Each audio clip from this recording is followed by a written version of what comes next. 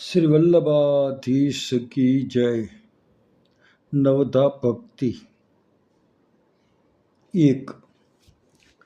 नवधा ભક્તિમાં પ્રથમ સ્થાન શ્રવણ છે. એ જીવને આધીન છે. શ્રી મહાપ્રભુજીએ જલભેદ ગ્રંથમાં વક્તાઓના પ્રકાર બતાવ્યા છે. જુદા જુદા વક્તાઓના ભાવ પણ જુદા જુદા હોય છે. માટે પુષ્ટિ માર્ગમાં પોતાના શ્રી ગુરુદેવના મુખથી સાંભળીને વ્યવસ્થિત રીતે જે પદાર્થનો બોધ મેળવ્યો હોય તેને શ્રવણ કહેવાય છે. 2.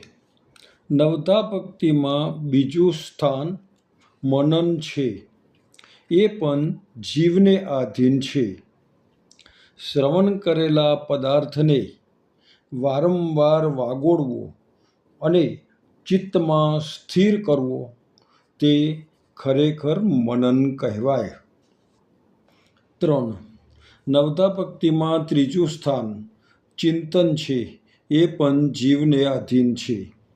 શ્રવણ અને મનન કરેલા પદાર્થને આગળના અને પાછળના સંદર્ભ સાથે ઊંડો વિચાર કરી પોતાની બુદ્ધિમાં સ્થિર કરી લેવાનું નામ ચિંતન છે.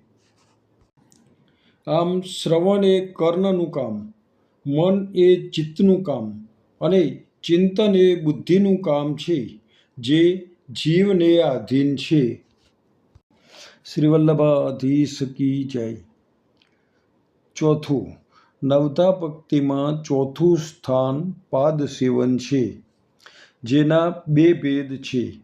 તેમાં એક તો પગે ચાલીને ઘરના ભગવાનના મંદિરમાં જવું તે જીવને આધીન છે, તથા બીજું એ કે ભગવાનના ચરણારવિંદ તથા શ્રી ગુરુદેવના ચરણની ટહેલ કરવી તે પણ હોય છે.